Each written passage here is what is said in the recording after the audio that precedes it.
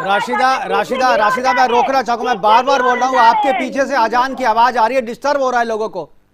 आप अजान की आवाज बंद करवाइए वहां, यहाँ पे आप जहां जाइए। बार बार बोल रहा हूँ, यही मसला भाई, लाउड स्पीकर से करना मना है, बताइए जाकर के उनको ना। सुधार होगा क्या? आपको लगता है कि कांग्रेस को राजनीतिक विद्वेष छोड़ करके इस मसले पर समाज का साथ देना चाहिए, हिंदू समाज का साथ देना चाहिए? मैं आपको ये बताऊंगी, 92 में हमारी सरकार यूपी के अंदर नहीं थी, मुलायम सिंह यादव की थी। उन्होंने जो किया है वो उनसे आप सवाल पूछिएगा। ये जो एक्ट में ये जो मुस्लिम नहीं हूँ, मैं एक भारतीय हूँ। मैं आपको अपनी फोटो भेज रही हूँ 6 मार्च की। मैं काशी विश्वनाथ गई, घूम के आई, मंदिर के अंदर घूम के आई हूँ। मैं एक इंडियन हूँ। सबसे पहली फॉर्मेलिटी, सबसे पहली ड्यूटी मेरी इंडियन की होती है। सेकंड थिंग ये होती है कि मैं मुस्लिम हूँ या ना हूँ, ये आप जजमेंट नहीं करेंगे। मेरा अल्लाह मुझे माफ करेगा, मेरा भगवान मुझे माफ करेगा, जजमेंट आप नहीं करेंगे। तीसरी बात ये कि आप ये कह रहे हैं कि फीलिंग है। जब एविडेंस हो गया, वीडियोग्राफी हो गई, जज ने देखा नहीं है, फैसला 19 तारीख को आएगा, फिर आप और हम फैसला कैसे करेंगे? फैसला जो न्यायालय का आएगा उसको हम स्वीकार करेंगे। आप मुस्लिम नहीं है, हिंदुस्तानी है, सुन के मुझे अच्छा लगा, लेकिन मैं अगर चाहता हूं कि यही चीज जो है, यही चीज आपके दूसरे जो मुस्लिम पक्षकार हैं, आप एक हिंदुस्तानी होकर के आप देखिए, जो ज्ञान व्यापी के वजू खाने में जो हो रहा था अब तक 253 साल पहले तक, जो से लेके अब तक जो होता आ रहा था कि जहाँ पे भगवान शिव की मूर्ति है वहां पर आप वजू कर रहे थे, सबको पता था कि वहां शिवलिंग है, फिर भी आप वजू कर रहे थे वहां पे। तो ये चीज कहां से आपको पता था कि आप हिंदुस्तानी हैं? ये तो साफ पता चलता है कि आप जो है गंगा जमुना तहजीब की बात तो करती हैं, लेकिन वैसा उस पर अमल नहीं करती हैं। बंद दरवाजे के भीतर में आपकी तस्वीर कुछ और होती है और दरवाजे के बाहर जो है कुछ और होती है। जैसे उन्होंने कहा कि वो घोर अपना अपराध है। किसने कहा था? राम श्री राम का अगर नारा लगा तो उसे मारा जाए, ये भी तो घोर अपराध है। किसने कहा था कि आप अगर गौ के नाम पे हत्या कीजिए, ये भी तो घोर अपराध है। मैं कह रही हूँ जब न्यायालय का फैसला आ जाएगा, आप पहले राशिदा आपके पीछे से वो अजान की आवाज आ रही, जरा उसे बंद कराइए, उसे आवाज नहीं है, दिक्कत हो रही है, अजान हो रहा है, बंद कराइए। अब इनका आवाज डाउन कीजिए भाई, मैं नहीं सुन सकता, ये बंद करो जी।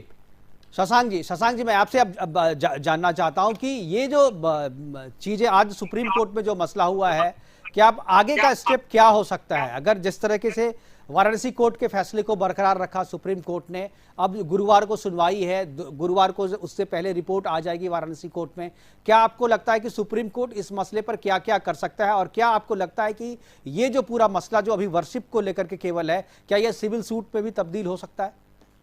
मुकेश जी, मेरे को बिल्कुल लगता है कि सुप्रीम कोर्ट, मुझे नहीं लगता कि हिंदू पक्ष को कभी भी रोकेगा वहां पे पूजा अर्चना करने से। जब 1991 से पहले की बात की जाए या 1991 से लेके आज तक की बात की जाए, कभी जब वहां पे पूजा अर्चना नहीं रुकी तो आज भी और आगे भी नहीं रुकेगी। हाँ, उसको जो हर दिन कर सकते थे उसको दिन में, साल में एक बार कर दिया गया, उसको चुनौती दी गई है और मुझे लगता है वो सही चुनौती दी गई है।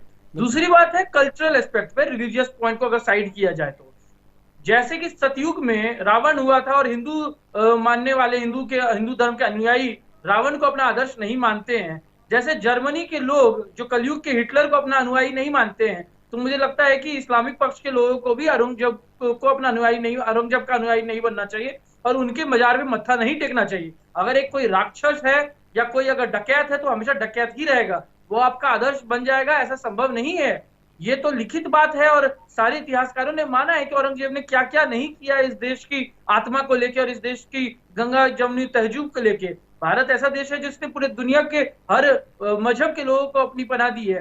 तो मुझे लगता है कि ऐसे समय में उसको खराब करने का जो एक रोल मुगल डायनेस्टी ने अपनाया था और उसमें सबसे ज्यादा औरंगजेब ने, मुझे लगता है उसको भुलाया नहीं जा सकता है। अगर वहां शिवलिंग पाया गया है तभी कोर्ट ने आदेश दिया है ऐसा, और आज अगर सुप्रीम कोर्ट ने उस पर स्टे नहीं लगाया तो सुप्रीम कोर्ट भी मानता है कि जो ट्रायल कोर्ट ने अपना आदेश दिया था वो विवेकपूर्ण रहा होगा। साथ साथ मैं एक और बात कहूंगा, जो मुझे लगता है कि अभी 2 दिन में सर्वे की रिपोर्ट सबमिट हो जाएगी, मुझे लगता है कोई भी आकलन उसके बाद किया जाना चाहिए। लेकिन राशिदा कुछ बोलना चाह रही है, मैं एक बार राशिदा के पास। अधिवक्ता भाई, बड़े भाई, आप बनारस में थे, आप सब कुछ देखे हैं, अभी जज ने कोई फैसला नहीं दिया भाई मेरे। आप सुप्रीम कोर्ट के बाद आप लोअर कोर्ट में ही फैसला नहीं आया है, जज ने अभी एविडेंस देखा नहीं, वीडियोग्राफी देखी, तो आप कैसे फैसला करेंगे? दूसरी बात ये नहीं देखा, आपने फव्वारा कैसे करना स्टार्ट कर दिया? भाई, आपने भी तो नहीं देखा।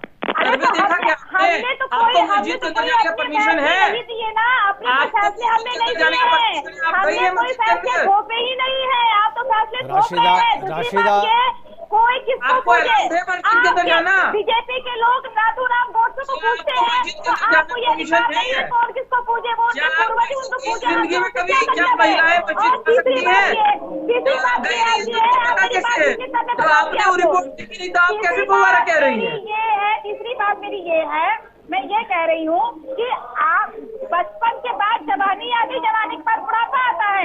हम आगे की ओर राशिदा, बढ़ जाते हैं, राशिदा, पीछे की ओर राशिदा, मैं जाते हैं, रोकना चाहूंगा, मैं पीछे बार की बार ओर बोल रहा हूँ, जाते आपके हैं। पीछे से अजान की आवाज आ रही है, डिस्टर्ब हो रहा है लोगों को। आप अजान की आवाज बंद करवाइए वहां, यहाँ पे आप जहां जाइए। बार बार बोल रहा हूँ, यही मसला भाई, लाउड स्पीकर से करना मना है, बताइए जाकर के उनको ना। टीवी डिबेट में भी आप अपनी अजान की आवाज घुसेड़ रहे हैं, आप बंद कीजिए इनका ऑडियो।